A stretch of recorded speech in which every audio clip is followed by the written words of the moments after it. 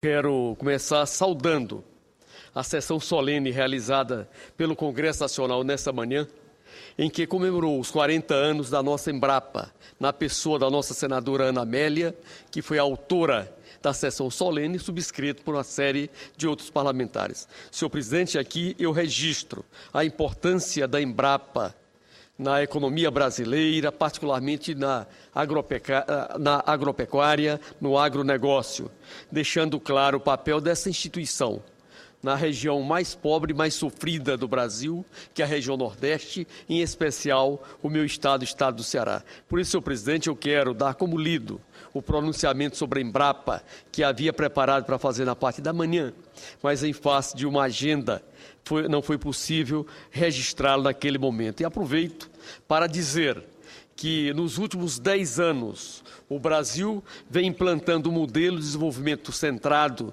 no crescimento econômico, com geração de empregos, inclusão social e distribuição de renda. E a nossa Embrapa é uma forte parceira nesse projeto. Apesar de todos os desafios e incertezas que o Brasil enfrentou no ano 2012, principalmente aqueles vinculados ao cenário econômico internacional, conquistamos bons resultados com as políticas ousadas e ações dirigidas que ajudaram a preservar a nossa economia, os salários, o emprego de milhões de brasileiros. O ritmo de crescimento do nosso PIB em 2012 ficou bem aquém do que nós desejávamos, seja a presidenta Dilma e toda a sociedade brasileira. Mas é verdade também que, com todos os esforços que nós fizemos, pudemos ter geração de emprego, com distribuição de renda e crescimento econômico.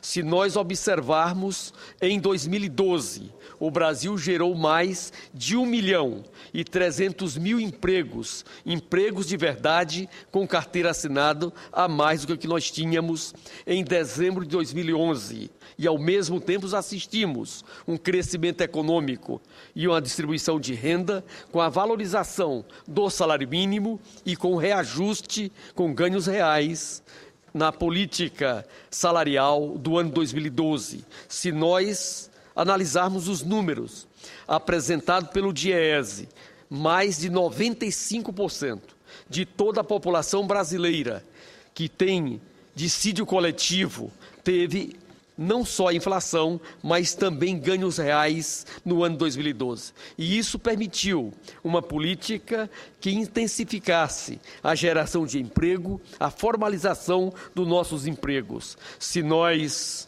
observarmos essa política, permitiu que em março de 2013, 3 meses após o ano de 2012, nós geramos, nesse março de 2013, mais de 123.000 empregos formais seletistas, sem levar em consideração os empregos da administração direta.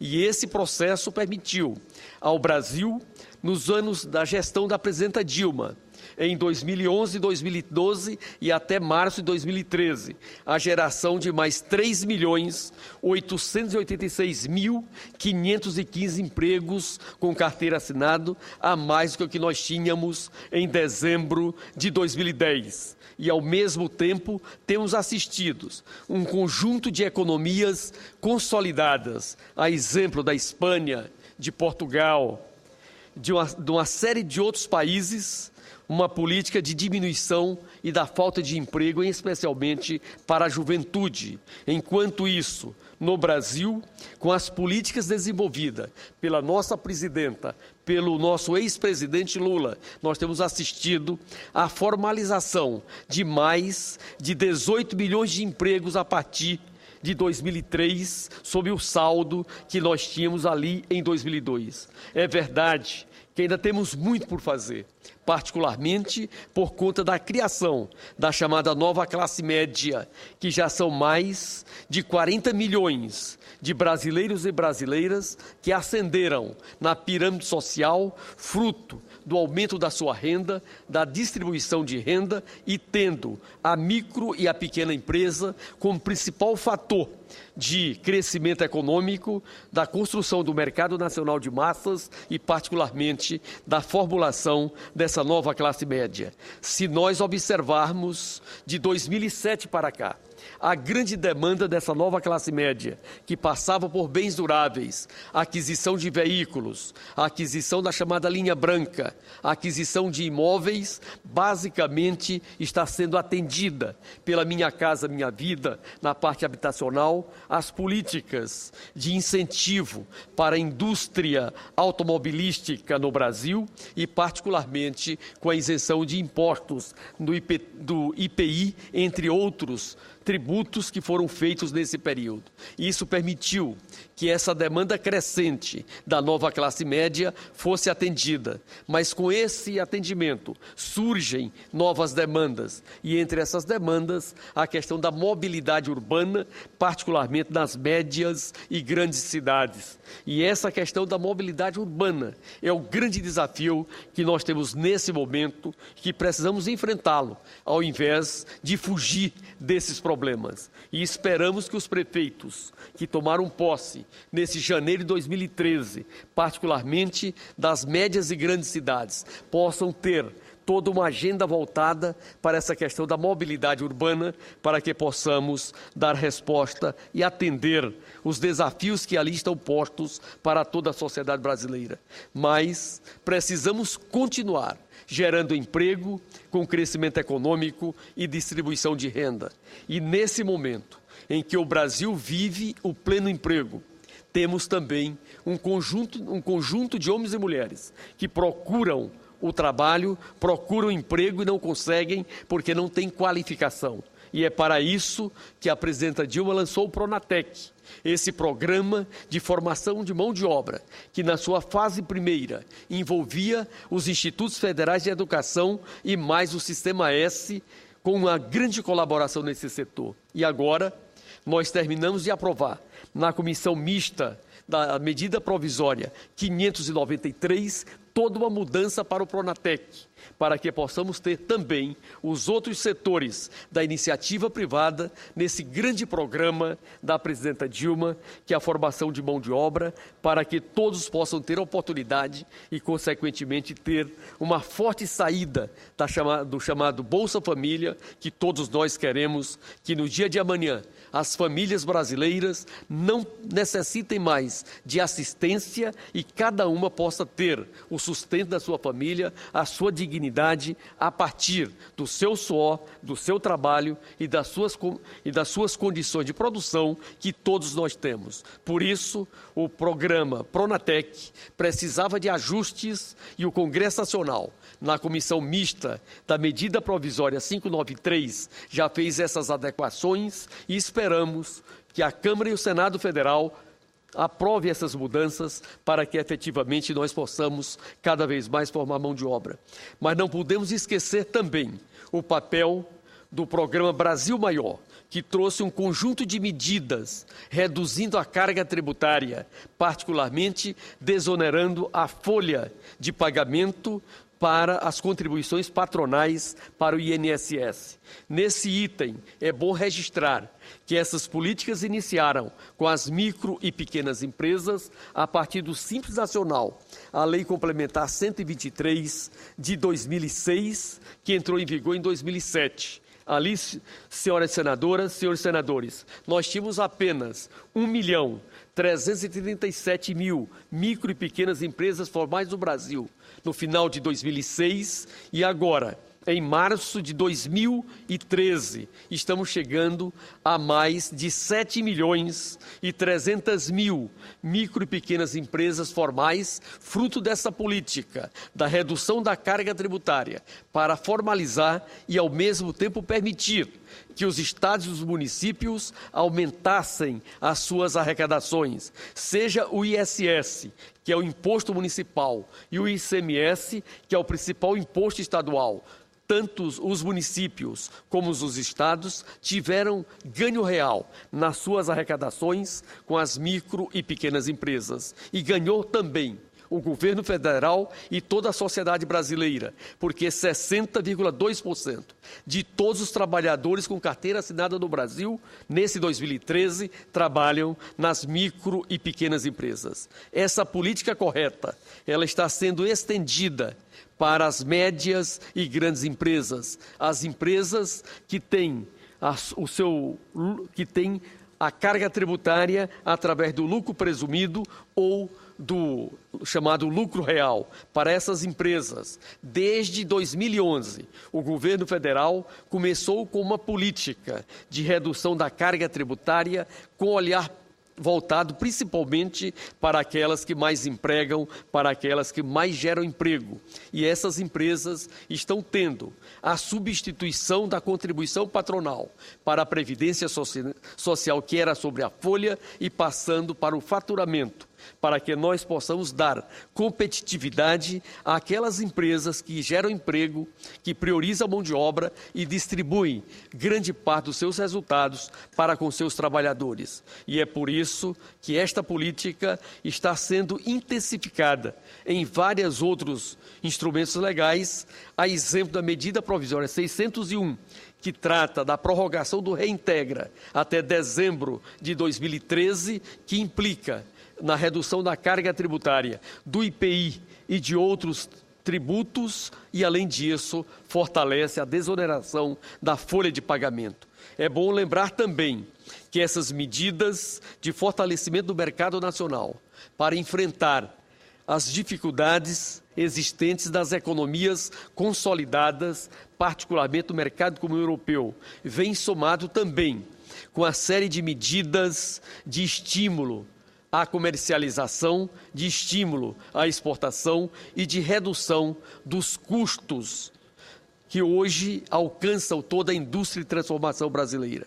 E os primeiros resultados já são vistos. Se nós observarmos, nos anos de 2011 e 2012, a indústria de transformação no Brasil basicamente não gerou novos empregos, mas nesse 2013 já temos assistido à geração de empregos na nossa indústria de transformação, numa demonstração clara de que essas medidas tomadas pelo governo federal vão no rumo certo, que é exatamente o fortalecimento da nossa indústria, das médias e grandes empresas de transformação, para que elas voltem também a gerar emprego, somando com as micro e pequenas empresas. É bom registrar de que foi protocolado na semana passada, também no Congresso Nacional, o novo projeto de lei de diretrizes orçamentárias. E esse projeto de lei, a exemplo do Plano Plurianual de 2011 a 2015, trazem um conjunto de medidas. A primeira delas é a continuidade da política de ganho real para o nosso salário mínimo, chegando a R$ 719,48. Evidentemente que aqui ainda será acrescido com o desempenho da economia de abril a dezembro, como acontece todo ano. A exemplo de 2012, quando o salário mínimo foi para R$ 678.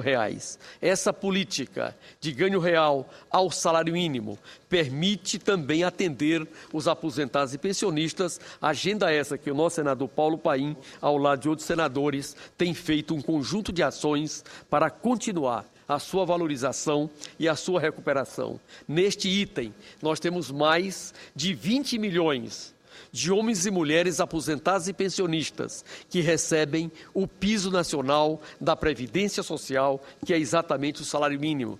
E esta política de valorização do salário mínimo é também um instrumento de distribuição de renda, particularmente para as regiões mais pobres do Brasil, a exemplo da região Norte e Nordeste, em que necessita de um olhar diferenciado para diminuir as suas desigualdades. É bom lembrar também de que o projeto de lei das diretrizes orçamentárias para 2014 traz uma previsão de crescimento econômico de, no mínimo, 4,5%. E nós sabemos que sem crescimento econômico não tem política de valorização salarial que se sustente. Por isso, precisamos apostar, trabalhar e se dedicar para que a nossa economia volte a crescer em patamares acima de 3%. E nesse 2013, todos os indicadores demonstram de que o Brasil crescerá acima de 3%. Apesar de alguns pessimistas que procuram vender dificuldades para ver se colhem algumas facilidades. Mas o povo brasileiro já os conhece e sabe que com trabalho, com dedicação, a nossa economia voltará a crescer em patamares acima de 3%, para que nós possamos manter o pleno emprego e, acima de tudo, gerar, nesse 2013, no mínimo, mais 1.700.000 empregos formais sobre o saldo que nós tínhamos em 2012, que é o planejamento feito pelo governo federal e é o planejamento elaborado pelas centrais sindicais e pelas confederações dos empregadores nesse país. Portanto, senhor presidente, nós que passamos e a sociedade que tem passado por uma série de crises econômicas, particularmente a partir de 2008, começa a assistir a alguns cenários que permitem o nosso desenvolvimento, seja nos chamados os BRICS, os países que integram esse bloco, seja algumas economias consolidadas, a exemplo da economia norte-americana. E este esforço todo no Brasil é expressado exatamente pela vontade que tem os vários setores da sociedade, o apoio do Congresso Nacional para resolver uma série de embaraços e de entraves na infraestrutura que o Brasil assistiu, e parte deles ainda existem, a exemplo dos portos. Nós estamos com a medida provisória 595 na agenda do Congresso Nacional, que tem como objetivo destravar exatamente um dos setores fundamentais para a redução do transporte da nossa produção pelo sistema marítimo. Aquela medida provisória tinha uma série de desafios. O primeiro deles era assegurar aos trabalhadores a certeza de que não perderiam os seus direitos e que teriam a consolidação desses direitos da Convenção Internacional do Trabalho e, ao mesmo tempo, a segurança de que esses portos passariam a ter mais investimento e mais crescimento e mais geração de trabalhos. Fizemos um conjunto de reuniões com as 6 centrais sindicais, chegamos a bom termo no que diz respeito aos trabalhadores.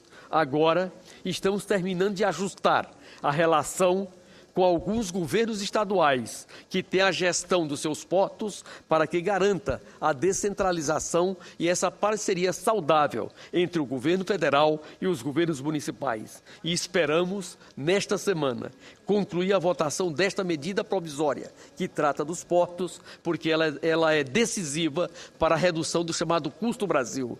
Para ter uma ideia, o Nordeste, que vive uma grande seca, mas graças a Deus que nos últimos 15 dias já começou a chover, e ali nós precisávamos e precisamos de muito milho para alimentar os nossos animais. E o preço do frete de uma tonelada de milho por terra estava saindo na casa de R$ 340, enquanto a mesma tonelada por navio sai a R$ 60, demonstrando a redução do custo que nós temos quando esse transporte é feito pela via marítima, por conta da diminuição dos custos e particularmente com a certeza das cargas que tem nesse segmento.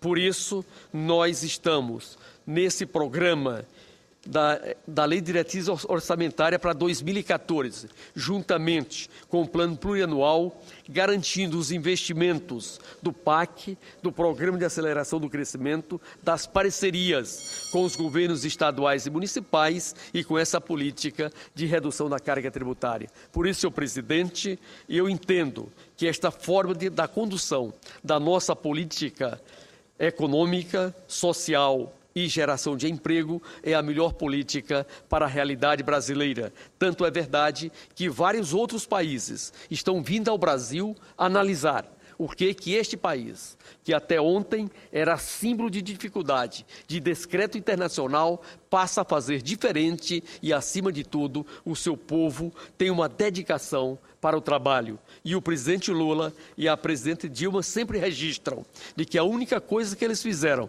foi acreditar no seu povo, acreditar nos seus trabalhadores, acreditar nos seus empreendedores e, ao mesmo tempo, deixar claro de que o crescimento econômico do Brasil passa por uma política de distribuição de renda e de fortalecimento do mercado nacional, ao contrário de outros que entendiam que era preferível gerar desemprego, reduzir os investimentos públicos e privados e, com isso, tentar combater a grave crise econômica que iniciou em 2008 e que ainda se arrasta por alguns países. O Brasil, ao contrário disso, resolveu traçar um outro caminho.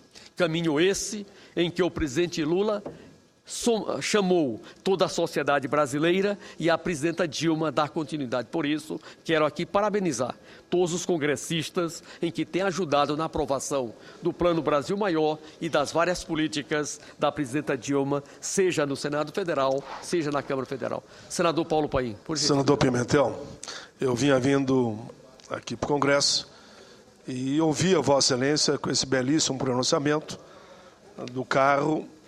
Eu digo, eu vou chegar em tempo, porque quero fazer uma parte para destacar principalmente, eu concordo na íntegra com o seu pronunciamento, mas quero destacar a política do salário mínimo. Vossa Excelência, na época, era ministro da Previdência, foi fundamental para construir o entendimento. Havia aqueles que diziam que nós íamos quebrar o país, e Vossa Excelência, o presidente Lula, foi muito firme naquele diálogo com as centrais sindicais, dizendo que era possível, sim, e a Previdência resistiria a um salário mínimo mais PIB. E hoje, pela projeção para 2014, o salário mínimo deve estar em torno de 365 dólares. Olha, é até um número simbólico, porque quando o presidente Lula assume, o salário mínimo estava em torno de 60 dólares. E não é só o valor em dólares, mas sim o poder de compra. Mais do que dobrou o valor do poder de compra do assalariado brasileiro. E Vossa Excelência está correto, eu quero mais uma vez cumprimentar a Vossa Excelência, quando fala dos aposentados. Vossa Excelência sabe, eu sei que Vossa Excelência respeita o meu ponto de vista, como eu sei, se Vossa Excelência pudesse, já tinha feito muito mais, dentro das limitações, mas 20 milhões de aposentados e pensionistas são beneficiados, e não, isso é inegável, com o crescimento da inflação mais PIB do salário mínimo. Os outros 8 milhões nós temos discutindo e tentando construir uma política ainda. Mas eu quero aqui falar do salário mínimo, cumprimentar a Vossa Excelência. Vossa Excelência sempre foi parceiro nesse debate, desde o início, pai, o salário mínimo dá. O outro lado, vamos ter que ver mais na frente, mas o salário mínimo tenho certeza que dá para chegarmos lá. Então, eu quero, de público, dizer ao povo brasileiro que Vossa Excelência foi fundamental para termos o salário mínimo hoje, que ninguém discute mais, ninguém questiona. Porque o Brasil, a partir do governo Lula, Dilma e Vossa Excelência, na época da Previdência, ajustou, acertou com as centrais sindicais e com todos os parlamentares comprometidos que aquela política era uma política permanente. E me lembro da projeção, se ficarmos até 2023, 2025, podemos chegar no salário mínimo próximo a $1.000, que é um salário mínimo de primeiro mundo. Parabéns a Vossa Excelência. Senador Paulo Paim, eu quero incorporar na globalidade o seu à parte e dizer de que essa política ela é construída por toda a sociedade brasileira. Hoje, as centrais sindicais, o setor empregador tem clareza de que a política de valorização do salário mínimo foi que permitiu a criação do mercado de massas no Brasil e, ao lado da micro e a pequena empresa, a ascensão da chamada nova classe média. Mas nós precisamos, senador Paim, criar uma saída para os 8 milhões de aposentados e pensionistas que recebem acima do salário mínimo. Para os trabalhadores que estão na ativa, nós construímos 2 instrumentos que estão permitindo a recuperação do poder de compra. Todos eles recebem a inflação e, ao lado disso, tem o ganho real anual fixado na database de cada categoria. E esse ganho real, ele é basicamente para quem tem renda, para quem tem salário acima do mínimo. Como distribuir isso para aqueles que ontem também contribuíram com a riqueza nacional. E a segunda questão é a participação nos lucros, que cada vez mais eles participam da produtividade da sua empresa, do lucro no final do ano e, recentemente, o Congresso Nacional aprovou uma lei que trata da isenção do imposto de renda sobre a participação nos lucros de até R$6.000. Portanto, esses dois instrumentos que nós construímos para os trabalhadores da ativa, para que eles possam ter ganho real e o aumento da sua renda mensal e anual, que é o ganho real somado com a participação nos lucros. Como fazer para que os aposentados e pensionistas também possam receber esses benefícios, melhorando a sua renda, melhorando os seus recursos para dar conta dos novos desafios, das novas demandas que surgem na terceira idade. Por isso, quero ficar ao lado de Vossa Excelência, meu companheiro de partido, para que a gente possa construir esse ambiente saudável e positivo que a economia brasileira suporta. Muito obrigado.